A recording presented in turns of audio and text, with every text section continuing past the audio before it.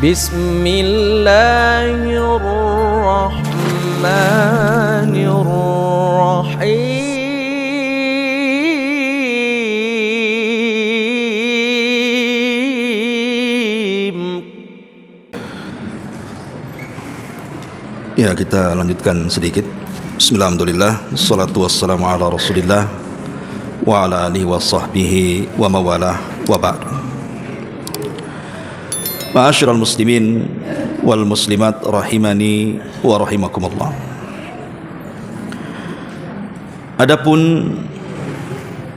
fitnah-fitnah yang berlaku, yang berada di sekeliling kita, dan kita bisa rasakan atau boleh juga kita sudah masuk dalam fitnah itu. Pertama adalah fitnatul mal, fitnah yang berkenaan dengan harta. Dalam hadis Nabi SAW yang dihasankan oleh para ulama, hadis dari Ka'ab ibn Iyad radhiyallahu anhu, Nabi SAW mengatakan, inna likulli ummatin fitnah wa fitnatu ummatil mal. Kata Nabi SAW, setiap umat ini punya fitnah sendiri-sendiri, tetapi fitnah umatku, kata Rasul, ada pada harta. Apa fitnah harta itu? Ma'asyiral muslimin yang dimuliakan Allah Azza wa Jalla, terkadang begini ikhwan, kita ini sudah lelah letih mencari harta dari mulai nol sampai akhirnya jadi kaya, walaupun tidak kaya cukuplah hidupnya. Dari yang tidak punya rumah jadi punya rumah, dari yang tidak punya pekerjaan jadi punya pekerjaan, yang tidak punya tabungan akhirnya punya tabungan, dan begitu seterusnya. Apabila harta itu sudah mencapai angka-angka tertentu, sebut saja senilai 85 gram emas, secara otomatis kalau sudah sampai haulnya kita harus mengeluarkan zakat 2,5%. Ya. Lah ketika kita mengeluarkan zakat 2,5% itu, terkadang kita berikan zakat itu kepada orang yang tidak ada sangkut paut dengan usaha kita. Orang ini tidak pernah bantu kita, orang ini tidak pernah ngasih modal dengan kita, orang ini tidak ada bersentuhan dengan pekerjaan kita, orang ini orang lain. Kita diuji oleh Allah, bayar zakat kepada orang itu. Kalau ada orang-orang yang masih taat dengan perintah, tahu kewajibannya, pasti dia akan bayar zakat kan? Tapi bagi orang-orang bakhil, ngapain? Ini harta-harta saya, hasil jerih payah saya, keringat bercucuran siang malam saya mencarinya, tiba-tiba saya kasihkan sama orang. Makanya zakat ini bagian daripada fitnah harta, tapi hakikatnya itu membersihkan harta. Bisa nggak kita mengeluarkan dengan harta itu 2,5% bagi orang-orang yang disebut dalam surah At-Taubah sebagai asnaf zakat itu? Lah itu di sini terkadang diuji dengan harta itu, mau mengeluarkan atau tidak. Makanya Qarun ketika datang petugas zakat dari Nabi Musa untuk menarik zakat si Qarun ini, apa dia mengatakan kepada petugas zakat itu? Innama utituhu min ilmin indi. Enak saja, ini kekayaan itu hasil kecerdasanku, hasil jerih payahku. Kok kamu datang minta-minta ini? Apa masalahmu? Jadi Allah Subhanahu wa taala menguji dengan harta, fitnah harta ini, mau enggak mengeluarkan? Kalau dia mau mengeluarkan, terbebaslah dia dari fitnah harta itu. Tapi kalau dia tidak mengeluarkan, berarti terbebani dengan fitnah harta itu. Ikhwan, setumpuk harta tidak akan dibawa mati. Sampai-sampai Nabi SAW mengatakan, maluka ma akalta fa'afnaita wa ma labista fa'ablaita wa ma tasaddaqta fa'abqaita. Hartamu, kata Rasul, yang kau makan habis, yang kau pakai usang, yang kau sedekahkan, itulah yang kau akan bawa mati. Makanya ketika kita mati diikuti oleh dua perkara. Pertama harta, dan yang kedua keluarga. Dan yang pertama kali meninggalkan kita dari keduanya adalah harta kita dulu. Semata-mata ruh kita dicabut, sudah nggak ada hubungan kita dengan harta lagi. Padahal itu harta-harta kita, hasil jerih payah kita, semata-mata ruh keluar saja, itu sudah nggak ada hubungan dengan harta. Yang kedua, berpisah dengan keluarga. Karena keluarga itu hanya ngantar sampai kuburan saja. Tidak mungkin juga dia masuk ke liang latiku di kubur. Dia sampai kuburan, selesai penguburan, selesai. Ahli waris itu menangis itu seminggu paling lama. Setelah seminggu sibuk cari berangkas. Mana sertifikat rumah, mana sertifikat kebun, mana sertifikat ini itu.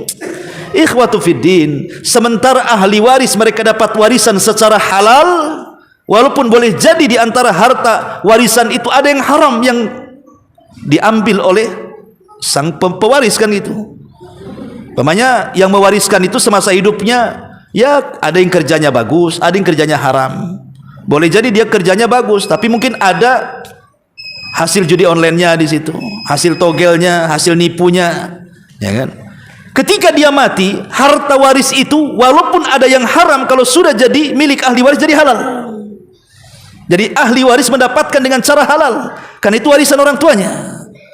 Sekarang yang rugi siapa? Yang rugi yang mewarisi. Karena dia di kuburan akan ditanya, dari mana kau dapatkan harta itu? Kemana pula kau belanjakan? Ya kalau ahli warisnya baik, kalau ahli warisnya baik, boleh saja mungkin dengan harta warisannya dia sedekahkan, dia kasih dengan orang tuanya kan. Tapi kalau ahli warisnya jahat, subhanallah, boleh jadi mungkin ahli warisnya dengan harta yang kita wariskan dia berbuat zalim, dia mabuk, dia zina, dia ini, dia itu dengan harta warisannya itu. Berarti kita sudah menanamkan dosa jariah dengan harta kita. Makanya Umar bin Abdul Aziz rahimahullahu taala tidak pernah mewariskan harta kepada anaknya, hanya mewariskan kalimat takwa. Ketika ditanya, wahai Amirul Mukminin, bukankah engkau orang nomor 1? Kenapa kau biarkan anak-anakmu tanpa mendapatkan warisan? Kenapa kau sedekahkan hartamu? Maka kata Umar bin Abdul Aziz, kalau saya wariskan takwa dan mereka melaksanakan warisan takwaku, maka Allah akan memberikan harta untuk mereka tanpa dikasih warisan pun mereka kaya. Karena Allah yang mengatakan, wa man yattaqillah yaj'al lahu makhraja wa yarzuqhu min haitsu la yahtasib. Siapa yang bertakwa kepada Allah, maka dia akan carikan jalan keluarnya dan Allah akan kasih rizki dari arah yang tidak disangka-sangka. Tapi kalau saya kasih warisan harta sementara mereka tidak bertakwa, itu sama saja saya tolong menolong di atas kemaksiatan setelah saya mati, katanya. Kalau orang tidak bertakwa memegang harta, apa kata Rasul? Malun saleh li rajulin saleh. Harta itu menjadi baik kalau yang memegang orang baik, tapi harta menjadi jahat kalau yang memegang orang jahat, kata Rasul. Lah, bagaimana ini fitnah harta? Makanya kenapa ada istilah para ulama itu haqiqatul mal at-tajmi' wa tafriq. Hakikat harta itu dikumpul habis ditinggal. Bahkan yang ngumpulkan harta itu tidak sempat menikmati dia, keburu mati pula. Karena harta itu cuma dua kemungkinan, harta yang meninggalkan kita atau kita yang meninggalkan harta, cuma itu saja. Boleh jadi harta yang meninggalkan kita, tiba-tiba kerampokan, kecolongan, terjadi gempa, terjadi tsunami, ke bawah arus, ke bawah masuk ke dalam bumi dan begitu seterusnya. Atau kita yang meninggalkan harta dengan kematian. Maka inilah fitnah yang pertama, fitnah harta, dan ini yang menjadikan orang lalai dan lupa diri. Orang jadi jahat itu gara-gara harta. Tadinya bersaudara baik-baik, gara-gara harta akhirnya musuhan. Itu semua gara-gara harta, ikhwatu. Makanya fitnah harta itu besar sekali. Ini yang pertama. Yang kedua, fitnah tahta, jabatan, kepemimpinan. Ini fitnah juga, ikhwatu fiddin. Apalagi kalau sudah mendekati turun, mendekati lengser gitu bahasa kitanya, itu sudah stres tuh biasanya jabatan itu. Sehingga ada sebagian orang itu untuk mempertahankan jabatannya, dia rela sikat sikut sana sini, dia rela menumpahkan darah supaya jabatannya tetap ada, karena itulah di situ letak kenikmatan menurut dia. Makanya lihat para pemimpin itu, mereka itu terkadang tidak punya hati dengan siapapun. Yang penting jabatannya tidak digoyangkan, aman kalian. Kalau digoyangkan, awas kalian. Ya. Ma'asyiral muslimin yang dimuliakan Allah Azza wa Jalla. Kemudian juga secara singkat, fitnah wanita. Fitnah wanita ini bahaya. Dahulu di zaman ulama salaf ada yang bercerita. Jadi ketika tentara kaum muslimin melawan orang-orang Romawi, jadi ada anak muda. Ketika melawan tentara orang Romawi, orang-orang Nasrani Romawi itu mereka bukan hanya mengerahkan pasukan laki-laki, pasukan perempuan pun mereka dikerahkan.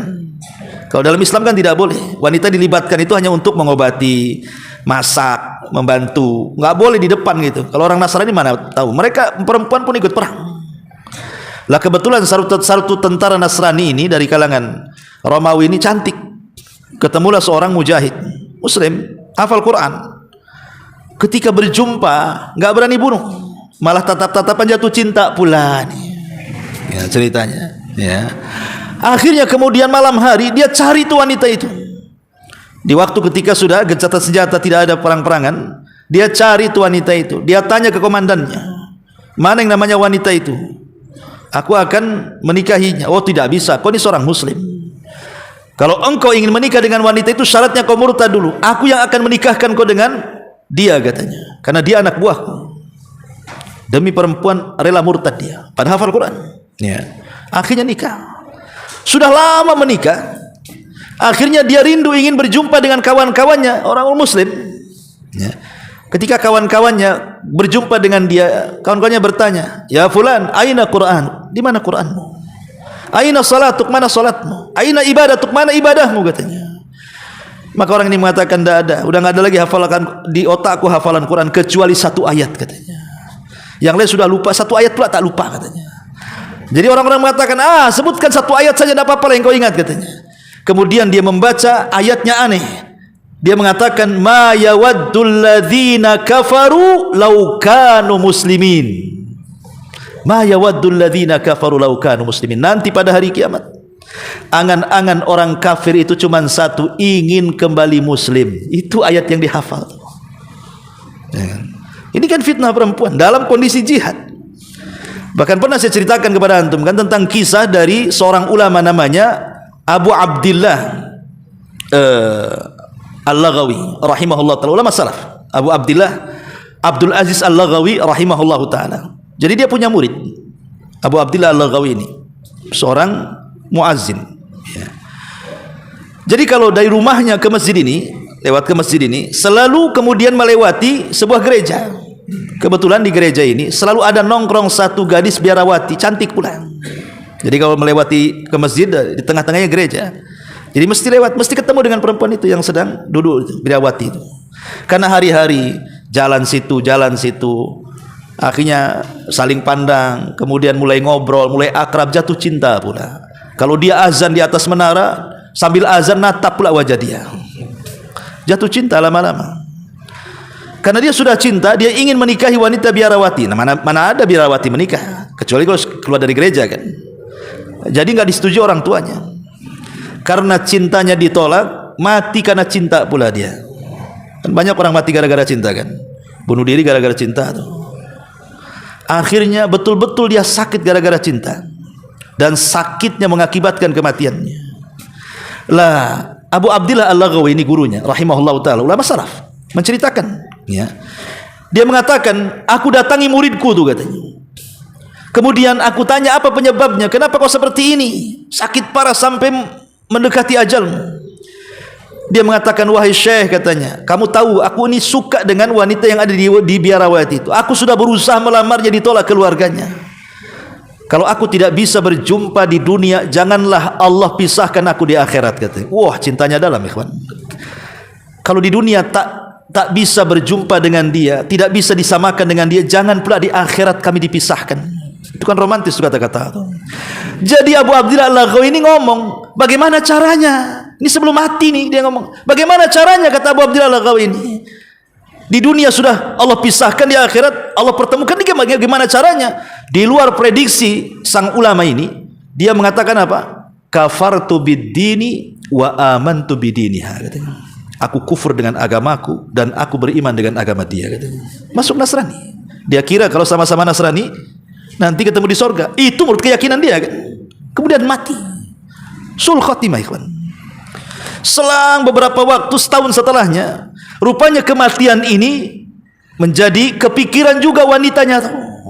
Wanitanya kepikiran juga. Akhirnya sakit juga, wanita merasa bersalah.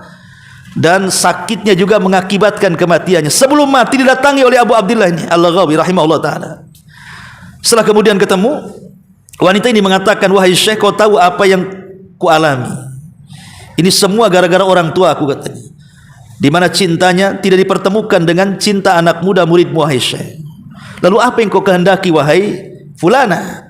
Maka wanita ini mengatakan persis seperti yang dikatakan laki-laki tadi. Kalau seandainya Tuhanku tidak mempertemukan aku di dunia, jangan pula kupisahkan aku dengan dia di akhirat. Kata Syekh, bagaimana caranya? Dia mengatakan kafartu bid-dini wa amantu bidinihi, katanya. Aku kufur dengan agamaku, sekarang aku sudah beriman dengan agama dia. Itu bolak-balik coba. Yang satu masuk Nasrani, yang satu masuk Islam. Ketemu di akhirat, yang satu neraka, yang satu di sorga. Gimana ceritanya? Coba kan. Lah begitulah fitnah wanita, ikhwatu fiddin. Jangan kira fitnah wanita ini sembarang, tidak. Walaupun dia lemah, tetapi kalau mengalahkan antum sebentar saja. Ya. Ini juga diantara fitnah yang terjadi di akhir zaman, apalagi dengan dengan gaya-gaya wanita zaman sekarang di medsos kan. Semua ditiru. Makanya kata Rasulullah apa? Ta'isa abdud dinar wa ta'isa abdud dirham wa ta'isa abdul khamisah wal khamilah.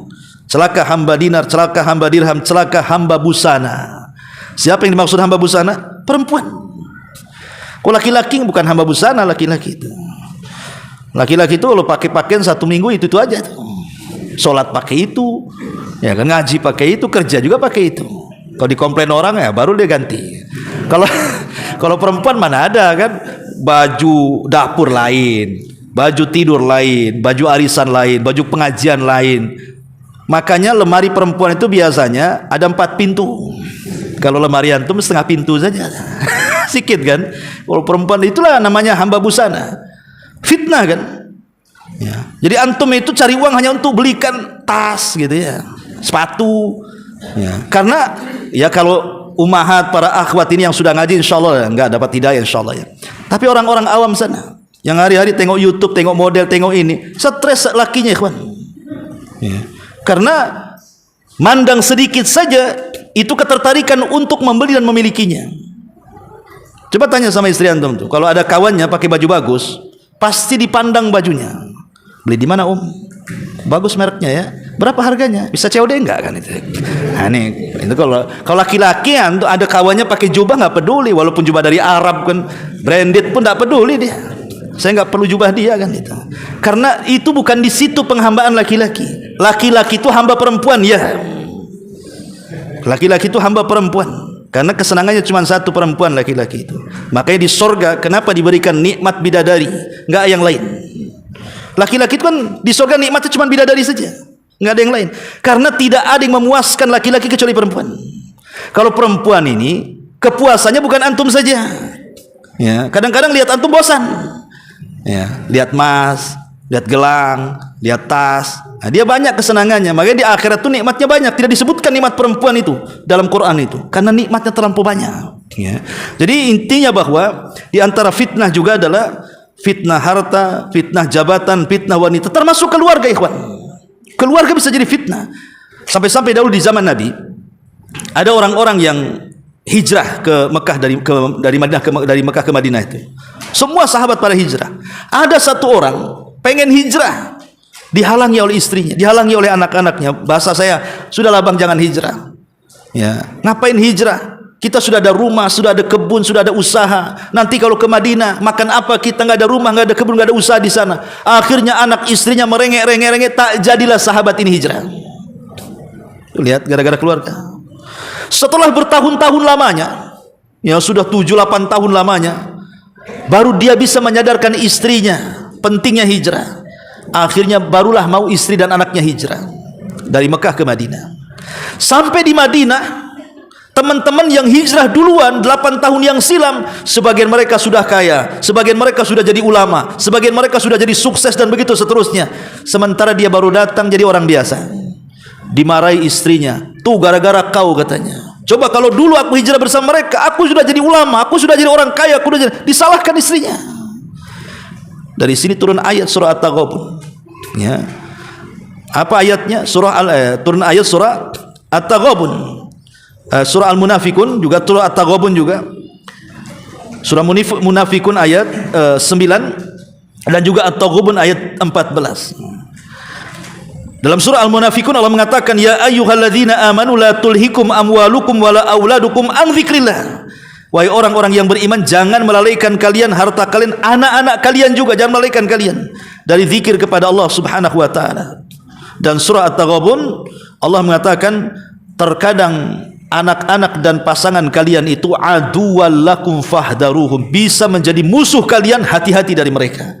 Bisa dalam bentuk ideologi, musuh ideologi, ya seperti tadi dilarang suaminya jangan hijrah, itu kan ideologi namanya. Atau musuh beneran, ada anak membunuh orang tua secara fisik, naudzubillah. Ya. Jadi ini juga fitnah keluarga ini. Nah, ini juga bagian daripada fitnah, termasuk juga secara singkat ya karena udah waktu. Termasuk fitnah keluarga dan juga fitnah munculnya para duat yang menyesatkan. Banyak artis-artis yang mendadak jadi ustad, mondoknya di mana atau jadi ustad. Ya, pelawak jadi ustad, kapan belajarnya? Ngasih fatwa pula dia. Ini kan kata Rasulullah SAW, innama akhwafa ma akhafu alaikum munafikun alimul lisan. Akan muncul yang paling aku khawatirkan dan yang paling aku takutkan, kata Rasul, ketika muncul para diplomasi yang pandai bicara agama tapi dalam rangka menyesatkan manusia. Nah, ini ulama su, ya. Ini fitnah juga, para duat yang mengajak manusia ke dalam jahanam. Termasuk juga fitnah kezaliman dan keangkara murkaan yang ditimbulkan oleh para penguasa zalim dengan kebijakan-kebijakan yang tidak pro rakyat dan begitu seterusnya. Kemudian juga fitnah perpecahan, dan ini sudah terjadi. Ya, antar pengurus masjid pecah, antar pengurus yayasan pecah, antar jamaah pecah. Nah, udah ma'ruf lah, antum lebih paham. Ya. Kemudian fitnah al-haraj, fitnah pembunuhan, dan saya sudah katakan tadi. Kemudian fitnah kesesatan dalam agama. Dan yang terakhir tentu fitnah yang merangkum semua fitnah adalah fitnatud dajjal. Itulah fitnah yang merangkum semua fitnah dalam munculnya Dajjal, ya tentu di akhir zaman. Wallahu a'lam bishawab. Mudah-mudahan ada manfaatnya. Akhirul kalam, subhanaka wa bihamdika asyhadu an la ilaha illa anta astaghfiruka wa atubu ilaik. Allahu ta'ala